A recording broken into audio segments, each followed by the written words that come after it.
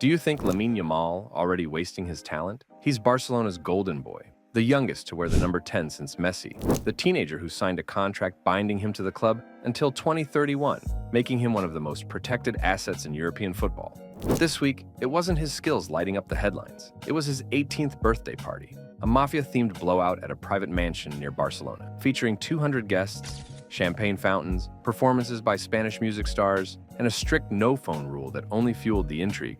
Supporters called it a young man celebrating in style. Critics? They saw a worrying display of excess. And now, Spain's Ministry of Social Rights is investigating, with potential fines reaching 1 million euros.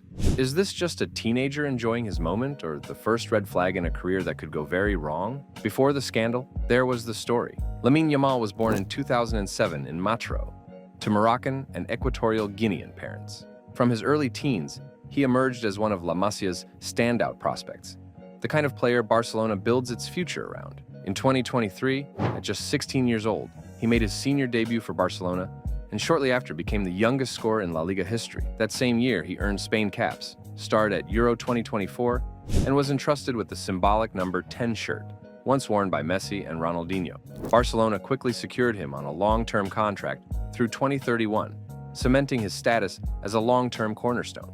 With fame came new scrutiny. Yamal, once a relatively private teen focused solely on football, became a fully public figure. Every action, on or off the pitch, was amplified and dissected. His personal life also sparked attention. In mid-2024, Yamal's relationship with TikTok influencer Alex Padilla became widely reported. They were publicly seen celebrating Spain's Euro 2024 victory together, with Padilla wearing a Spain jersey bearing Yamal's name and traveling with his family to Milan in Greece. However, Yamal later publicly stated they were just good friends. Rumors of a breakup emerged after Padilla appeared in an Instagram live with another boy, and Yamal subsequently unfollowed her on social media. That breakup added another layer to his public presence. A personal relationship played out in real time, across media and fan speculation. And nothing has tested that transformation more than his 18th birthday celebration, a night that ignited headlines across Spain and beyond. But this was just the beginning. The luxury details would only fuel the fire. On July 13th, Lamine Yamal turned 18 and celebrated like few teenagers in history ever could. The party took place at a private luxury mansion near Barcelona, a venue chosen for both its exclusivity and its ability to keep prying eyes away. Around 200 hand-picked guests received invitations, creating a guest list that blended football royalty, music stars, and social media influencers. The theme? Mafia glamour. Guests arrived in black suits, fedoras, evening gowns, and extravagant accessories that gave the night a feel of an old Hollywood gangster film with a distinctly modern twist. Security was tight, and the no-phone policy made headlines on its own. Guests were reportedly required to leave their devices at the entrance, ensuring that no photos, videos, or live streams would leak from inside. While it added to the exclusivity, it also fueled curiosity and speculation about what really went on during the night. Inside, the celebration was pure spectacle. Champagne towers, black and gold decor, and elaborate lighting transformed the mansion into a nightclub-like setting. For entertainment, Yamal brought in some of the biggest names in Spanish and Latin music, including Bad Gyal, Bizarrap, Dookie, and Ozuna, an A-list lineup you'd expect at a festival, not a private party. But this wasn't just a coming-of-age celebration. Soon, troubling reports emerged that entertainers with dwarfism had been hired for the event. The decision sparked backlash and triggered formal complaints from ADEE, an advocacy group for people with disabilities. And just like that, Yamal's birthday celebration became the center of a national firestorm. And when the authorities got involved, the stakes suddenly became much higher. The fallout from Yamal's birthday wasn't just gossip, it quickly became official business. Within days of the event, ADEE, Spain's Association for People with Dwarfism, released a strongly worded statement announcing that it had filed a formal complaint against the party's organizers. They accused them of using degrading entertainment that reinforced harmful stereotypes, sparking outrage across social and traditional media. AD's president described the decision as a step backward for dignity and inclusion, adding that such practices had no place in modern society. The complaint didn't stop there. It caught the attention of Spain's Ministry of Social Rights, which formally announced that it was launching an investigation into the celebration. The ministry cited potential breaches of anti-discrimination laws, and Spanish outlets reported that if violations are confirmed, the fines could reach 1 million euros, a staggering figure for any party, let alone an 18th birthday. The controversy even prompted responses from those indirectly linked to the event. Spanish model for Yamal, who had just signed one of the most valuable contracts in European football and been positioned as Barcelona's new face for the future, this was an unexpected and jarring twist. His first major public celebration, one meant to mark his transition into adulthood, now carried legal and reputational risks. Suddenly, this wasn't just about a teenager throwing an extravagant party. It became a national conversation about wealth, responsibility, and the moral standards expected of athletes who are seen as role models. The incident raised bigger questions too. How much control does a young star have over these events? And where does the line between personal celebration and public accountability really lie? And the public wasn't done talking. The reactions turned this into a cultural debate. The backlash against Yamal's party was loud, emotional, and deeply divided. In the days following the event, Spanish media outlets ran front-page stories dissecting every detail of the celebration. On television, commentators debated whether the night represented a harmless coming-of-age milestone or a worrying glimpse into a future overshadowed by excess. Andreu Buenafuente, one of Spain's most popular comedians and cultural critics, openly condemned the party. On his show, he called it an example of youthful excess without accountability, questioning why an 18-year-old should feel the need to host a mafia-themed bash with 200 guests, A-list performers, and alleged controversial entertainment choices. "We've seen this movie before," he quipped, warning that the combination of sudden wealth, fame, and poor advice can quickly derail even the brightest young stars.